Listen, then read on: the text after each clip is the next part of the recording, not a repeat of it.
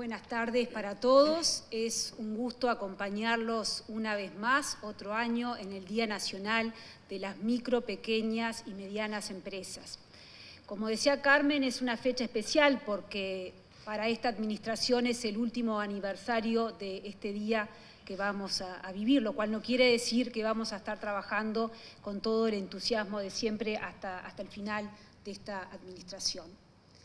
Esta administración estuvo convencida desde el inicio que el crecimiento económico y la generación de empleo viene de parte de las empresas, es decir, del sector privado, y que al Gobierno le corresponde sentar las mejores bases para que las empresas se instalen, se desarrollen, perduren en el tiempo. Es decir, hay que apoyar para sacar lo mejor de cada una de nuestras empresas. Desde la política económica, de forma sola o acompañados de otros sectores del Gobierno nacional y, por supuesto, de la mano de la Agencia Nacional del Desarrollo, hemos impulsado, hemos apoyado a las micro, pequeñas y medianas empresas a lo largo de estos 4 años y medio casi de gobierno. Y me gustaría repasar brevemente algunos de estos apoyos que se fueron dando en este periodo. Comienzo con el tema tributario y comienzo con la ley de urgente consideración, porque ya en esta ley, desde el inicio de esta administración, pusimos algunos temas muy importantes que habíamos escuchado de parte de las empresas, que en nuestras recorridas por el interior del país especialmente nos reclamaban a quienes éramos los técnicos del equipo, del candidato en su momento de la calle Pou. Y, por ejemplo, una de las medidas que hemos implementado en la ley de urgente consideración es que las pequeñas empresas, las que se conocen como literal E o que pagan el IVA mínimo, que tributen de acuerdo a su facturación. Uno de los reclamos que recibíamos, especialmente de aquellas empresas que tienen trabajos afrales, es que la tributación era pareja y que no se acompasaban a los tiempos que estaba viviendo verdaderamente esa actividad.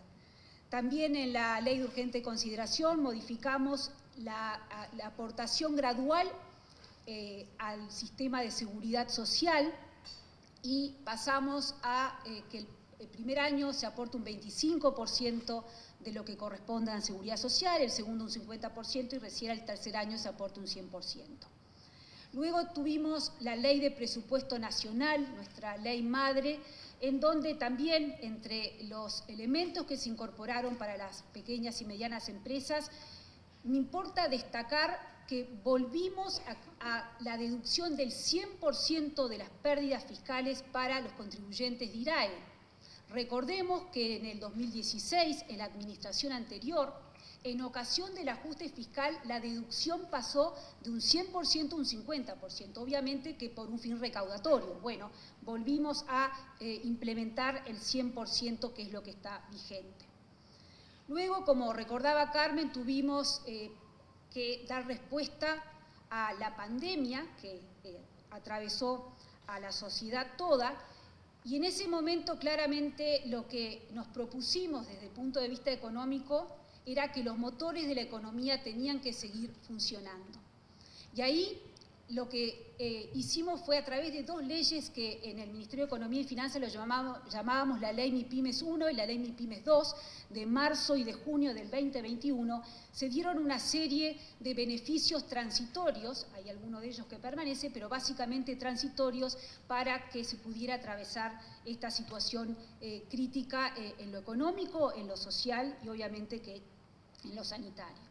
Más tarde, en el 21, se aprobó la ley en donde se apoyaba a las empresas, a los comercios al por menor que estaban establecidos en la frontera. Recuerden que teníamos una situación de precios relativos muy complicada y ahí se exoneraron los aportes, el 100% de los aportes jubilatorios, se exoneró el pago del monotributo, el monotributo MIDES, se exoneró el pago del IVA mínimo, los pagos de anticipos de IRAE y los anticipos del impuesto al patrimonio.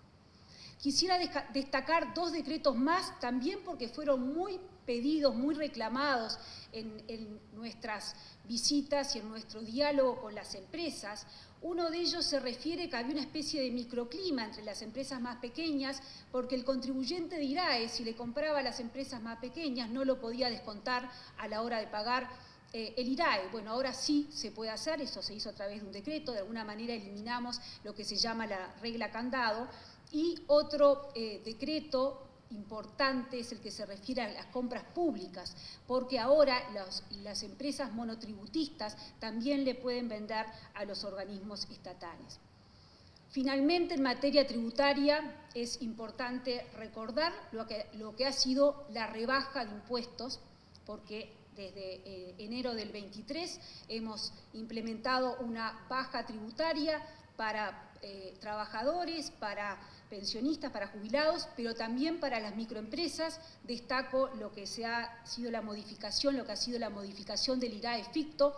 Hemos establecido escalas progresionales similares a cómo funciona el IRPF. Disminuyó el anticipo del mínimo de IRAE para las empresas de ingresos más bajos, y para aquellas empresas de régimen de pequeña empresa que por sus ingresos pasan a la siguiente categoría, al IRAE, si luego sus ingresos no se mantienen en ese nivel, logramos que bajen, que también era algo que había sido muy reclamado. Este conjunto de rebaja tributaria, esta final que mencioné, benefició a 35.000 empresas y implica, desde el punto de vista de las finanzas públicas, una renuncia fiscal de unos 40 millones de dólares. El segundo elemento que quería repasar en la tarde de hoy es algo que Carmen ya mencionó, y se refiere al crédito a las empresas, micro, pequeñas y medianas empresas, con la garantía del Estado. A los motores de la economía funcionando le agregamos el concepto que no se podía convertir un problema de liquidez, como el que atravesaban las empresas en plena pandemia, en un problema de solvencia, y que por lo tanto las empresas tenían que cerrar. Conjuntamente con ANDE, con el Banco Central, miro a Tommy Ribeiro, con el Banco República, Salvador Ferrer, trabajamos de forma muy detallada en diseñar créditos que estuvieran garantizados por el Estado, pero que además el repago de esos créditos tuviera que ver con la actividad de la empresa, porque no se podía exigirle a la empresa lo que no podía dar, y las empresas querían trabajar, necesitaban la liquidez. Con ese cuidado del dinero público que mencionaba Carmen, el diseño fue tal que hoy podemos decir que la morosidad de estos créditos es significativamente baja. En materia de mercado laboral, conjuntamente con el Ministerio de Trabajo y Seguridad Social, y miro al ministro Aristi y también al exministro Mieres, se trabajó para que la política laboral tuviera un justo equilibrio entre el empleo y la mejora de los salarios reales. Y esto es especialmente importante cuando la economía atraviesa situaciones de poco dinamismo o de caída de la actividad, como fue el inicio de esta administración. En materia de acuerdos salariales, de rondas salariales, los lineamientos de los consejos de salarios incluyeron la heterogeneidad de las empresas, un elemento bien importante porque no todas las empresas fueron afectadas de la misma manera por la pandemia. Y también en la última ronda salarial agregamos una diferenciación para las microempresas que, bueno, esperamos que para adelante se tome de manera más importante. Los resultados de esto es que hoy se ha creado suficiente empleo que compensa el empleo que perdimos durante la pandemia y los puestos de trabajo que se destruyeron durante la administración anterior. Y en particular, en el caso de las micro, pequeñas y medianas empresas, hoy hay 47.000 puestos de trabajo más si comparamos el 23 con lo que fue la situación en 2019. Otro elemento sumamente importante desde el cual ha apoyado la política económica es el acceso a mercados y la reducción de las tasas por servicios vinculados al comercio exterior. Me refiero a las tasas del LATU, Me refiero al arancel externo común, que se redujo en un 10%, todo esto por supuesto que ayuda a lo que son los costos de las empresas uruguayas. También desde el gobierno se ha trabajado activamente y se han abierto más de 100 mercados en este periodo. Por ejemplo, me estoy refiriendo, ejemplos pueden ser la colza en México y Chile, la apertura del mercado de mondongo en China, luego de la visita con el presidente de la República, la lengua en Japón. Es decir, que hay resultados concretos que se van palpando a lo largo de este tiempo. También hemos trabajado muchísimo con el sudeste asiático y tenemos resultados en ese sentido. Y creo que es bueno recordar que en la tarea de apertura de mercados no es solamente la actitud ofensiva, que la tenemos, pero también la actitud defensiva, porque en este periodo hemos tenido más de 200 auditorías para poder mantener los mercados que hoy tenemos abiertos. Es decir, lo que está abierto no lo tenemos que dar por dado y hay que seguir trabajando. Finalmente, 2 puntos más en los cuales hemos trabajado desde la política económica.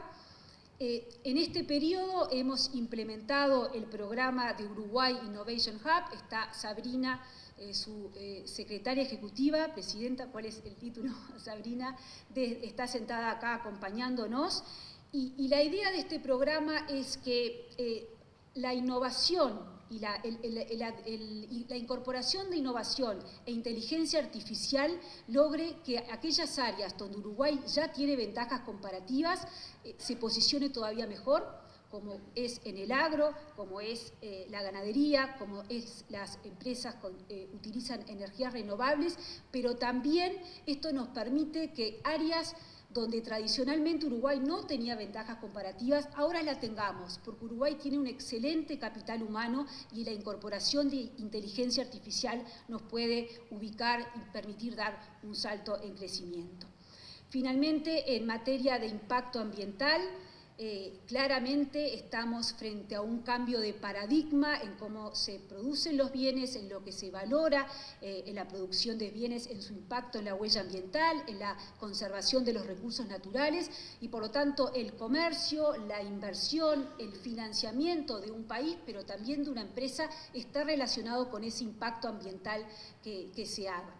Y entendemos que tenemos una enorme oportunidad para las empresas uruguayas para posicionarnos muy bien con la responsabilidad ambiental que nos caracteriza y a la cual podemos incorporar distintos elementos. Desde la política económica y junto a otros ministerios hemos estado trabajando para que nuestra producción de bienes y servicios se haga de manera responsable, sostenible, responsable con el medio ambiente y que esto también se reconozca a nivel internacional. En resumen, desde la política económica hemos trabajado en reducir impuestos, en permitir mayor acceso al crédito, en facilitar el acceso a los mercados, en establecer una política laboral que le permita a la empresa perdurar en el tiempo y tener mejor empleo y de calidad. Hemos trabajado impulsando para que se incorpore la inteligencia artificial en nuestras empresas. Hemos trabajado para que nuestras empresas trabajen de manera sostenible y que esto sea reconocido a nivel internacional. Desde la política económica hemos contribuido para que las empresas, que realmente son el motor económico de nuestro país, aporten al crecimiento y por lo tanto a la generación de empleo. Es con crecimiento y con más empleo que todos los uruguayos tendremos más oportunidades. Y finalizo felicitando a las empresas que hoy van a ser premiadas en las distintas categorías que vamos a escuchar a continuación, pero especialmente felicito a todas las empresas uruguayas, porque son las empresas las que hacen que la economía siga adelante. Muchas gracias.